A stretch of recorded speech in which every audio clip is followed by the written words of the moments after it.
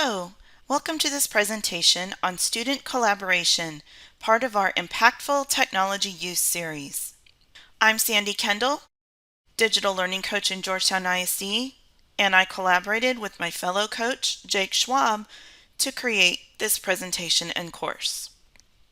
What do you think of when you think of the word collaboration? Do you think of experiences you've personally had? Experiences that have occurred in your classroom? Does collaboration have a positive or negative connotation to you? What's the best collaboration you've ever participated in? What's the best collaboration you've ever seen your students participate in? What do those awesome collaboration opportunities have in common? The Merriam-Webster definition of collaboration is to work jointly with others or together, especially in an intellectual endeavor. The word intellectual stood out for me in this definition. It was really interesting to me that the specific definition of collaboration had to do with intellectual pursuits. Another definition I found of collaboration is two or more people working together in pursuit of a shared, collective, bounded goal. In this definition, the word bounded stood out to me because it made me remember that collaborations should have an end in mind, a specific goal that you're trying to reach, whether it's a short-term collaboration that's going to take 5 or 10 minutes or something much more longer. Here's a few quotes to help us think some more about collaboration. Unity is strength. Where there is teamwork and collaboration, wonderful things can be achieved. Collaboration is important not just because it's a better way to learn. The spirit of collaboration is penetrating every institution in all of our lives. So learning to collaborate is part of equipping yourself for effectiveness, problem solving, innovation, and lifelong learning in an ever-changing networked economy. A good collaboration pushes the boundaries of both partners. As you navigate through the rest of your life, be open to collaboration. Other people and other people's ideas are often better than your own. Find a group of people who challenge and inspire you. Spend a lot of time with them, and it will change your life. Now that we've got our brains focusing on collaboration a bit, let's watch this video with some ideas from educators around the importance of collaboration and some ways to possibly do it in our classrooms. This comes from a series created by Adobe and Khan Academy, but I believe it really stands on its own as far as the information it shares about collaboration.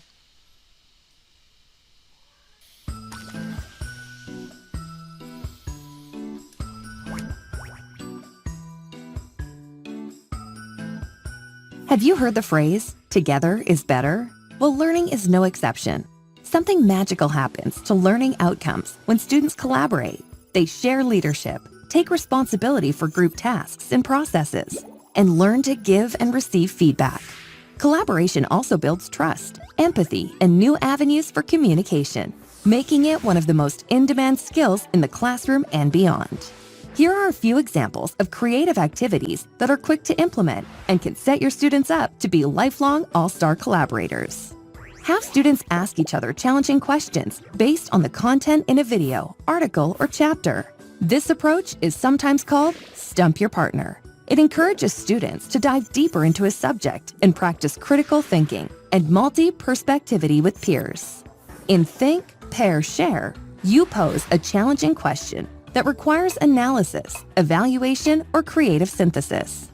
Students think about the question on their own, maybe sketching concepts in a graphic organizer or mind mapping, and share their thinking with a partner.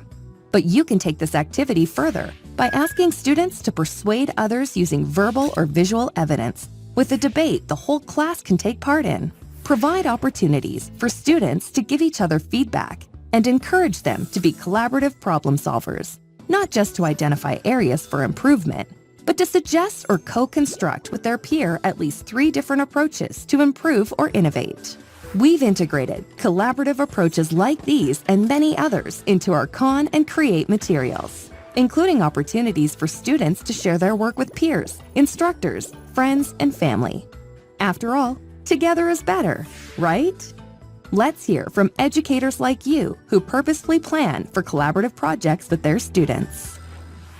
With students being in a position where they're able to work with others, they get to see things from another perspective. They get to understand working in a different way.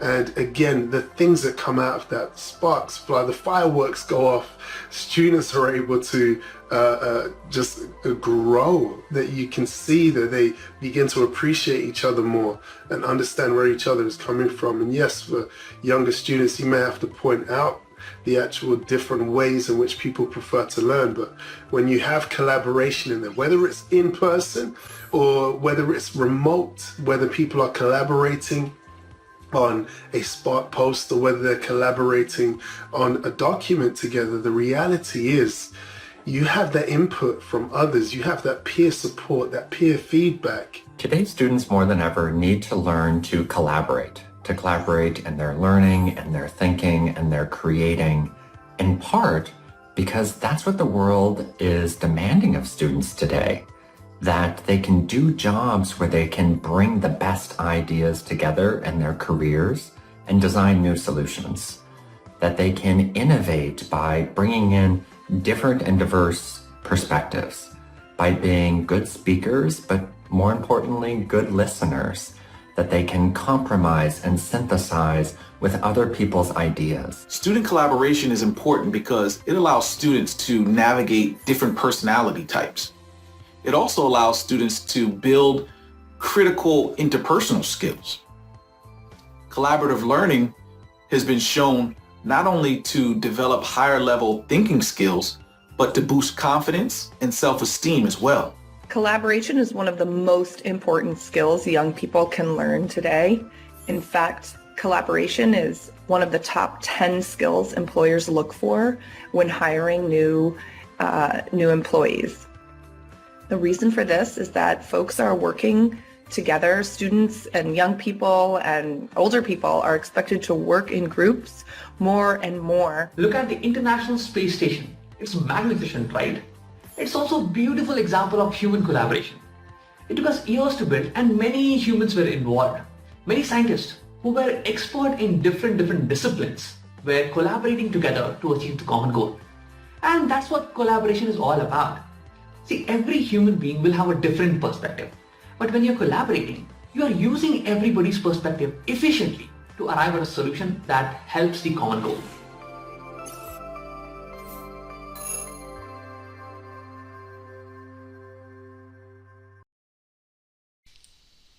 So, in thinking about collaboration, here we have the collaboration rubric from our impactful technology use, created by the Dynamic Learning Project based on research. In this rubric, example skills of collaboration include working in pairs or small groups to support one another in completing assignments, dividing tasks in order to complete group projects, giving feedback to classmates about their work. And in all of these endeavors, students should be using technology to collaborate. Technology enables students to work together, solve problems, complete tasks, and accomplish common goals. Think of where you fall on this rubric on a scale of 1 to 5. Not just on collaboration itself, but on collaboration with technology. Notice that under 5, the almost daily, it says to a very large extent, students use technology effectively to create shared goals and strategies, organize and complete shared tasks, work together productively, and make sure everyone has a chance to contribute. It's actually not difficult to work this into your classes, and you might want to set for yourself a goal of trying to get to a 4 on this rubric this upcoming school year. At least once a week, can you find a way for students to collaborate using technology? We'll discuss some ideas throughout this presentation. A really simple thing you can do is have a shared Google Doc for something like a parts of speech review. I won't click on it here to save time, but you can look at the slides, which are also posted in our Google Classroom, and click on the parts of speech review. It's easy to organize this assignment in Google Classroom or Schoology by providing a separate Google Doc for each group of 4 to 5 students in your classroom. Too many more than that, and a Google Doc gets messy when lots of people are in it. Some other examples. In a chemistry class, students may work in groups of 3 to 4 to compare answers on selected problems from their balancing equations homework that they did the night before. You do not provide a key. What happens is, for any answers where all of the members of the group don't agree, the students pull up a Jamboard and collaboratively solve the problem. At the end of class, students can then share their Jamboards with you so that you can detect patterns in missed problems. This allows for reteaching where students need it from each other and from you if needed later. Another idea?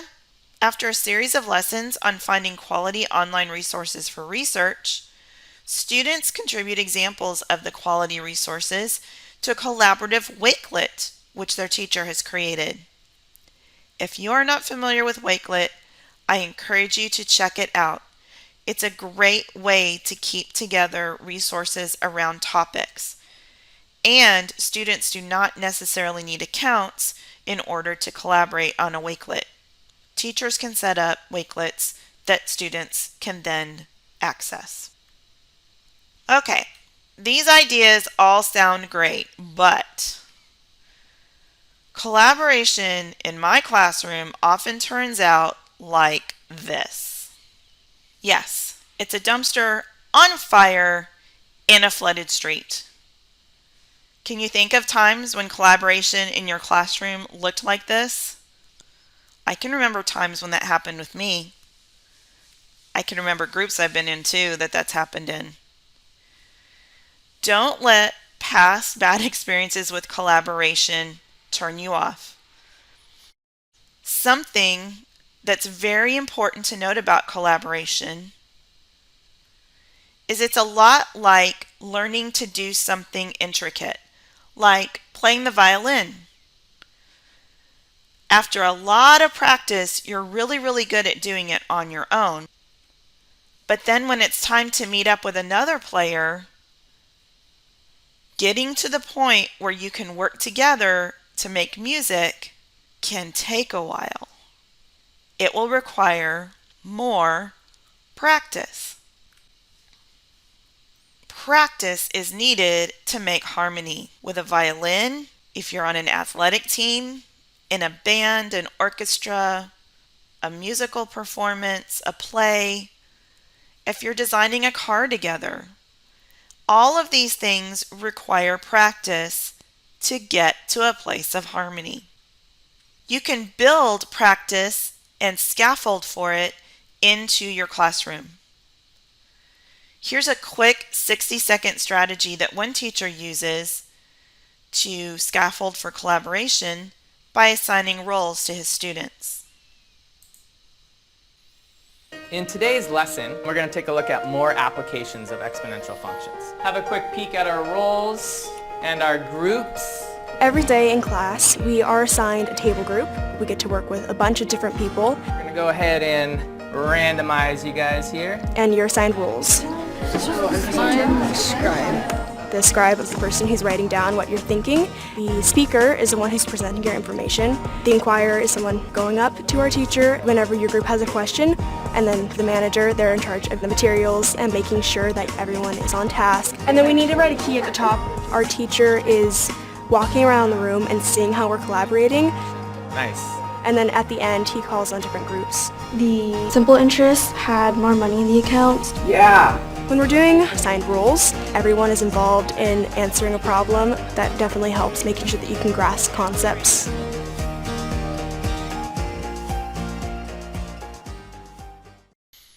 Are there opportunities for assigning cooperative or collaborative roles in your classroom? Another way to scaffold for collaboration is by encouraging students to use collaboration logs and being involved in the collaboration as a teacher, giving feedback and conferencing with students, not just on the content they're working on, but on their actual collaboration skills. You guys had some struggles at the end of the prototyping, right? I noticed on your collaboration log a disagreement about how one of the parts was going to be shaped. Because we really focus on collaboration at this school, students are more successful in their projects. I flipped it, so that was my bad. When they graduate from here, they're going to be really good at working with people in the workforce or in college. More than knowledge, collaboration is something that they can carry forward and use in the future. You feel good about that? Okay.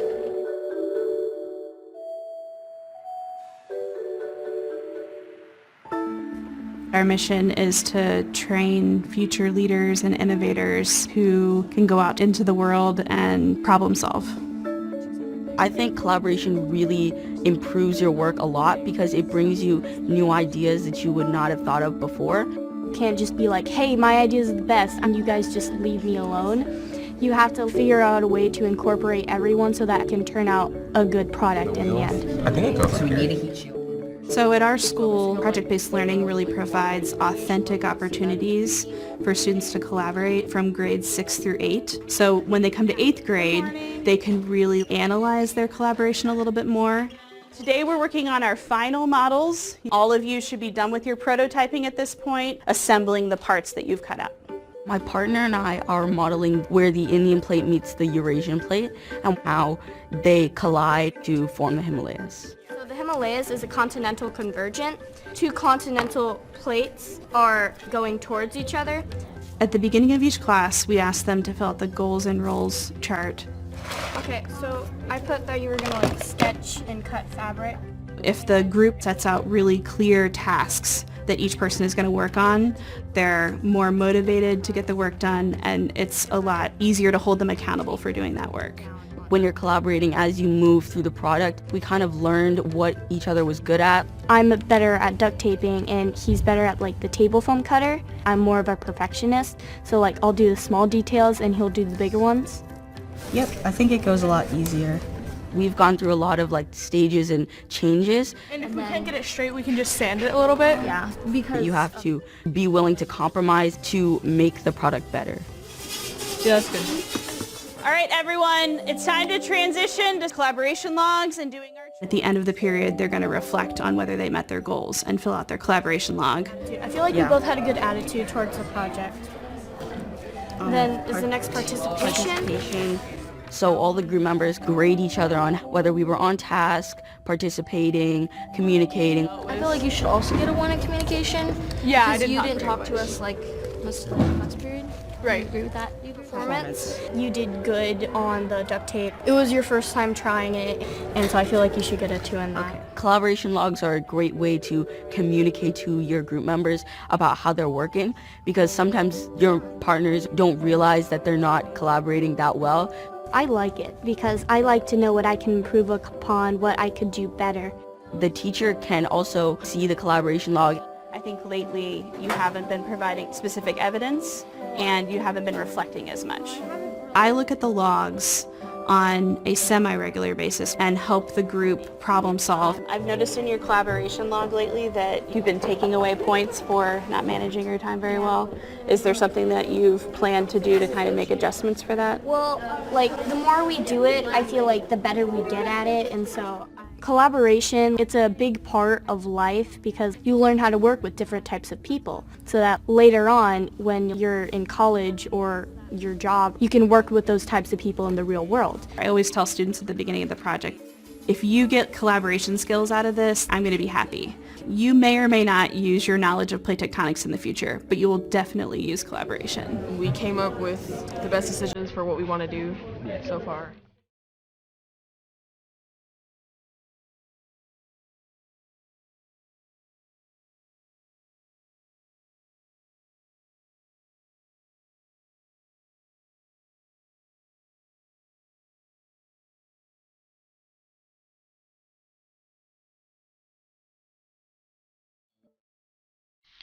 So this school is modeled around project-based learning, but the ways they scaffold and structure collaboration can give us ideas for what we can do in our classrooms. You'll notice on the right side of the slide, I have a link to the collaboration log you saw the students working on in the video. That might be something you want to take a look at in order to think about how you could add some mutual accountability to collaboration in your classroom. Here's a few more ideas for scaffolding and encouraging collaboration in your classroom. One thing you can do is explicitly teach your students how to work in groups. Model group work for your students. Find examples online, videos of students collaborating well. Show them and discuss them in class. Act out a good collaboration with a fellow teacher or teachers. You could all benefit from this, bringing your students together to watch, or you can video yourselves to watch when it works in your classroom. Another huge key is you need to be interacting with your students and giving feedback in real time by circulating through the room or using the commenting features in Google Apps. If students are working on collaboration in a Google document or another Google tool, you can be walking around, but you can also be looking at those documents from your computer and adding your own comments. Integrate informal collaboration opportunities into your classroom. So a strategy like Ask 3 Before Me can help students learn to trust and rely on one another and can be used even during independent work time. Perhaps they're working on some independent practice while you're working with a small group or conferencing with a student on their writing. If students have procedures like Ask 3 Before Me, they can be collaborating with one another as well as allowing you to continue your work with another group of students uninterrupted. Also consider cross-age collaboration. Pairing older students with younger students can provide unique opportunities to teach them patience, kindness, and empathy. Students don't just have to listen to each other read, they can work on small collaborative projects together. The video I've linked to on this slide is a great example of how some kindergarten and third grade students were working on some small projects together. Now that we've thought about collaboration, all of the things that go into making it work, it's your turn. You are going to have a collaborative experience from a student perspective. In the next module in this Google Classroom, you will see two options for you to work on. I encourage you to look at both options, but work on the one that is meant for your grade level, unless you just want to do them both. We can't wait to see your creations. Please reach out if you have any questions. Thanks, and enjoy the rest of your learning in this course.